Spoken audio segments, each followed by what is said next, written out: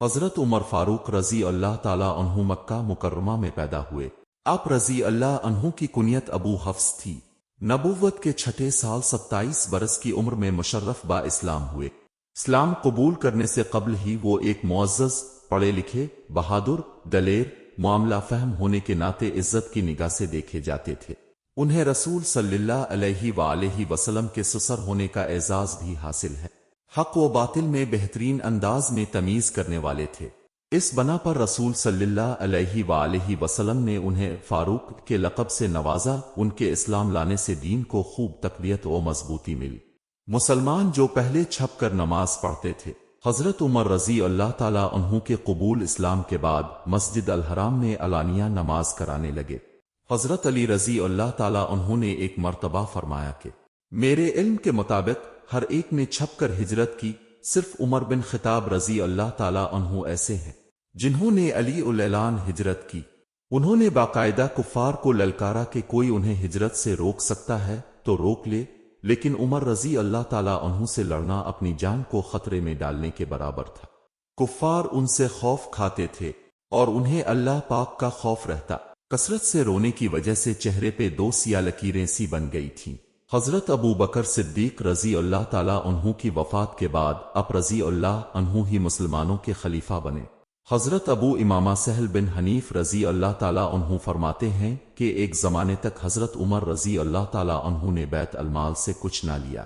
ان پر تنگی اور فقر و فاقہ کی نوبت آ گئی تو انہوں نے حضور صلی اللہ علیہ وآلہ وسلم کے صحابہ کرام کو بلا کر ان سے مشورہ لیا۔ حضرت علی رضی اللہ تعالیٰ نے کہا، آپ رضی اللہ عنہ دوپہر اور رات کا 2 وقت کا کھانا لے لیا کرے۔ چنانچہ آپ رضی اللہ عنہ نے حضرت علی رضی اللہ تعالیٰ عنہ کے مشورے پر عمل کیا۔ زمانہ خلافت میں ایسا اونی جبہ پہنتے تھے جس میں چمڑے کے پیوند لگے ہوتے تھے، گرمیوں میں ایک جوڑا پہنتے۔ حضرت انس رضی اللہ تعالیٰ عنہ فرماتے ہیں کہ میں نے ایک مرتبہ زمانہ خلافت میں حضرت عمر رضی اللہ تعالیٰ عنہ کو دیکھا، انہوں نے اپنے دونوں کندھوں کے درمیان اوپر نیچے 3 پیوند لگا رکھے تھے۔ آپ رضی اللہ عنہ چاہتے تو بیت المال میں سے خوب لے کر اپنی ذات پر خرچ کرتے، لیکن یہ ان کی انکساری و خاکساری تھی۔ جو امیر المومنین ہونے کے باوجود سادہ زندگی گزاری، یہ وہ خلیفہ تھے جن کی 22 لاکھ مربع میل تقریباً آدھی دنیا پر حکومت تھی۔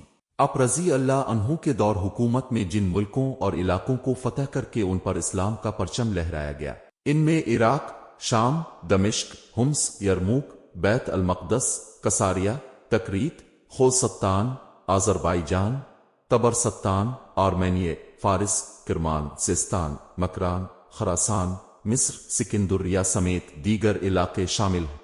اتنے عظیم خلیفہ کا نہ کوئی پروٹوکول، نہ حاکموں جیسے ناز نخرے۔ ان کا کہنا تھا کہ اگر میری خلافت میں ایک کتا بھی پیاسا مر جائے تو اس کے بارے میں مجھ سے پوچھ گچھ ہوگی۔ اپنی رعایا کا خیال رکھنے کا اس حد تک اہتمام فرماتے کہ راتوں کو بھیس بدل کر گشت کرتے تاکہ لوگوں کی پریشانیوں کا علم ہو سکے۔ آقا صلی اللہ علیہ وآلہ وسلم نے فرمایا، میرے بعد اگر کوئی نبی ہوتا تو وہ عمر ہوتے۔ مسند احمد۔